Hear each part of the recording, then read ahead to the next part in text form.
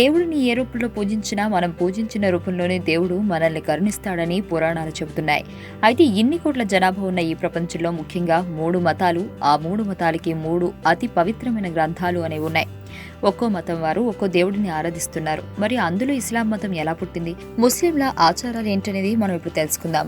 మహమ్మద్ ప్రవక్త వల్ల ఇస్లాం మతం 1400 సంవత్సరాల క్రితం పుట్టింది. ఏకేశ్వరవాద ప్రాతిపదిక పైన మహమ్మద్ 7వ శతాబ్దంలో స్థాపించిన మతం ఇస్లాం మతం.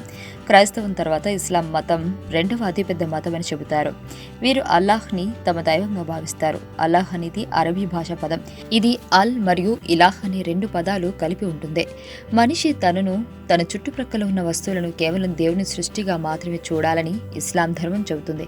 అందుకే ముస్లింలు సృష్టిలోని పశువులన్నింటినీ దేవుడు సృష్టించినవిగా మాత్రమే గుర్తిస్తారు. అంటే సృష్టి మొత్తం దేవునికి చెందినదని ముస్లింల నమ్మకం. చెట్లు, పుట్టలు, రాళ్లు, రప్పలు, సూర్యచంద్రులు, కోతులు, పాములు, మనుషులు అందరూ దేవునికి చెందినవారు, దేవుని దాసులు అని ఇస్లాం మతం చెబుతుంది. అల్లాహ్ చే జిబ్రయీల్ దేవదూత ద్వారా మహమ్మద్ ప్రవక్తపై అవతరింపబడ్డ దైవ గ్రంథం ఖురాన్. ఇది క్రీస్తు శకం 610-632ల మధ్య మక్కా మరియు మదీనాలో అవతరింపబడింది. ఖురాన్ అనగా పఠించడం. ఇస్లాం మత విశ్వాసాల ప్రకారం అల్లాహ్ తన ఆఖరి ప్రవక్త మహమ్మద్ను ఉపదేశకుడిగా పంపాడు. ఖురాను అనే పవిత్ర గ్రంథం అవతరింపజేశాడు. ఇక ముస్లిం అనగా ఇస్లాంని ఆచరించేవాడు. ఇస్లాం సూచనలకు మూలాధారాలు ఖురాన్, సున్నాహ్, హదీసులు మరియు షరియా. ఇస్లాం నికాష్ లేదా వివాహాన్ని ధర్మబద్ధం చేసి ప్రోత్సహించింది.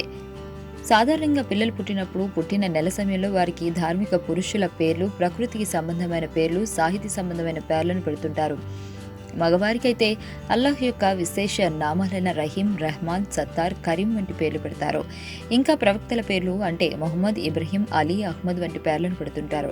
ఆడపిల్లకి అయితే ఫాతిమా, ఆయేషా, హలీమా వంటి పేర్లను పెడుతుంటారు. ఇక ముస్లింలు తోటి ముస్లింలను పలకరించే పద్ధతి అస్సలాము అలైకుం అంటే నీపై శాంతి కలుగుగాక అని అర్థం. దీనికి ప్రత్యుత్తరం వాలీకుం అస్సలాం అని బదిలిస్తారు. అయితే ఇస్లాం పురుషులు గడ్డాన్ని పెంచడం తప్పనిసరి కాదు, కానీ మీసాలు తీసేసి గడ్డాన్ని పెంచడం ఇస్లాం ప్రోత్సహిస్తుంది. దీన్నే చెహ్రా అని అంటారు. ఇదిలా ఉండే మహమ్మద్ ప్రవక్త ఎప్పుడూ తలని పగడి లేదా టోపీతో కప్పి ఉంచేవాడు. దీన్ని అనుసరిస్తూనే ముస్లిం పురుషులు టోపీలను ధరిస్తారు. ఈ టోపీ ధరించే విధానం కూడా ఒక్కో దిశలో ఒక్కో విధంగా ఉంటుంది. ముస్లింలకు అతి పవిత్రమైన మాసం రంజాన్. దివ్య ఖురాన్ గ్రంథం దివి నుంచి భూమికి మాసంలోనే దిగివచ్చిందని వారి నమ్మకం. ఈ నెలలో ఉపవాస దీక్ష చేస్తారు. ఉపవాసంతో కామ, క్రోధ, లోభ, మోహ, మద, మాత్సర్యాలు అదుపులో ఉంటాయని, ఇలా శరీరాన్ని శుష్కింపజేయడం ద్వారా ఆత్మ ప్రక్షాళన అవుతుందని భావిస్తారు. ఉపవాసాల సమయంలో మహమ్మదీయులు ఇచ్చే విందునే రంజాన్ విందు అని పిలుస్తారు. రంజాన్ పండుగ నాడు ఇచ్చే విందుకు, రంజాన్ మాసంలో ఇచ్చే విందుకు మధ్య చాలా తేడాలు ఉంటున్నాయి. రంజాన్ నెల చివరి 10 రోజుల్లో పవిత్ర గ్రంథం ఖురాన్ భూమికి చేరిందని ముస్లింల నమ్మకం. సంవత్సరం అంతటా ఏ దానాలు చేయకపోయినా, ఉపవాసాలు ఉండకపోయినా రంజాన్ నెలలో మాత్రం ముస్లిం సోదరులు తప్పకుండా దాన ధర్మాలు చేస్తారు. ఇదిలా ఉంటే ప్రపంచంలో అతిపెద్ద 3 మతాలు ఉన్నాయి. అయితే మనం తెలుగు దైవాన్ని దేవుడు అని, ఇంగ్లీష్లో గాడ్ అని, అరబీలో అల్లాహ్ అని పిలుస్తుంటాం.